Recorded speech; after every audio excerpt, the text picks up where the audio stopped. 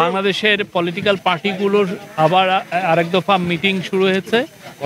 মিটিংয়ে প্রথমেই বক্তব্য রাখেন অ্যাডভাইজার আসিফ নজরুল, তারপরে ডক্টর আলী রিয়াজ এবং শেষে প্রফেসর মোহাম্মদ ইউনুস। প্রফেসর মোহাম্মদ ইউনুস আজকে প্রথম পর্বের যে জাতীয় ঐক্যমত্য কমিশনের সাথে যে রাজনীতি দলগুলোর সাথে যে টক্সটা প্রথম পর্ব আজকে সমাপ্তি ঘোষণা করেন এবং বলেন যে খুব দ্রুত সেকেন্ড পর্বটাও শেষ হবে এবং সেকেন্ড পরে উনি আশা প্রকাশ করেন যে খুব দ্রুতই জুলাই চার্টার গৃহীত হবে। তো আশা করা যাচ্ছে আগামী 1-1.5 ঘন্টায় সমস্ত পলিটিক্যাল পার্টি যারা নেতৃবৃন্দ আছেন সবাই কথা বলবেন।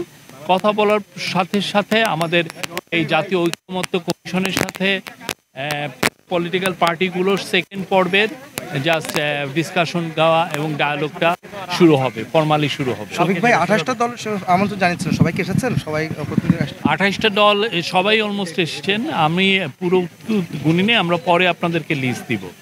হ্যাঁ, মেজর পার্টি সবাই এসছে। কিছু বিষয় আসলে পর্যায়ক্রমে এক দিন এক দলের সাথে বসবে কিনা আমার জানা মতে এই সপ্তাহে বোধহয় একটা মিটিং আছে। ঈদের আগে অনেক ক্ষেত্রে এমনও হতে পারে যে কয়েকটা পার্টির লিডারদের সাথে একসাথে বসলেন।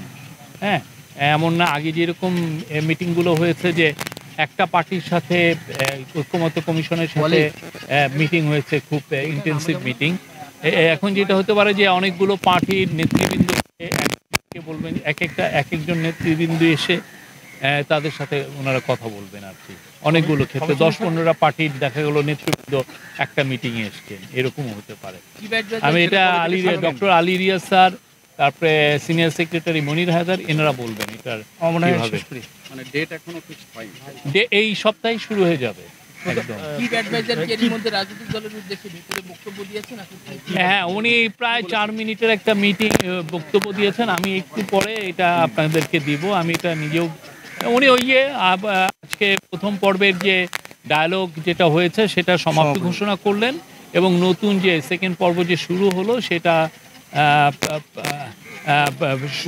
উদ্বোধন করলেন এবং উনি সবাইকে থ্যাঙ্কস জানালেন যে সবাই পার্টিসিপেট করেছেন।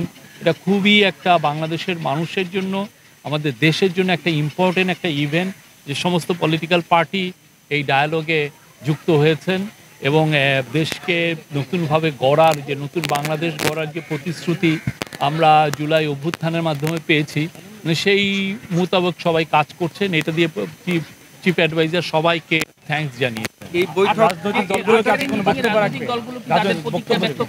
রাজনৈতিক দলগুলো মূলত আজকে যে কনসেনসাস কমিশনের সাথে তাদের যে এর আগের ইন্টারাকশন, আজকে তাদের এক্সপেকটেশন কি, তা এগুলো নিয়েই কথা বলবেন। রাজনৈতিক দলগুলো তাদের মতামত দিবেন, বক্তব্য দিবেন আজকে অবশ্যই অল্প। আমি যখন একটা কি দুইটা পার্টি অলরেডি কথা বলছি। শফিক ভাই, এখানে হচ্ছে যে আপনারা কি আশা করছেন, মানে আমরা আশা করতে পারি যে এই মাসের মধ্যেই আলোচনা, দ্বিতীয় দফার যে আলোচনা শেষ হবে? এটা ঐক্যমত্য কমিশনের vice president, vice chairman Ali Riaz, doctor Ali Riaz এবং ওনাদের যারা অন্যান্য মেম্বার তারা বলতে পারবেন। এটা ডিপেন্ড করে, কেননা প্রথম পর্বে তো আমরা চিহ্নিত করেছি কোথায় কোথায় সমস্ত পলিটিক্যাল পার্টির ঐক্যের জায়গাগুলো কোথায় সেটা আইডেন্টিফাই হয়েছে। আর কি যে সমস্ত জায়গায় তারা দ্বিমত প্রকাশ করছেন সেগুলো নিয়ে এখন ইন্টেন্সিভ আলোচনা হবে, কিভাবে সবাইকে একই টেবিলে একই ঐক্যের মধ্যে আনা যায়, এই জায়গাগুলো তৈরি করার চেষ্টা করা হবে।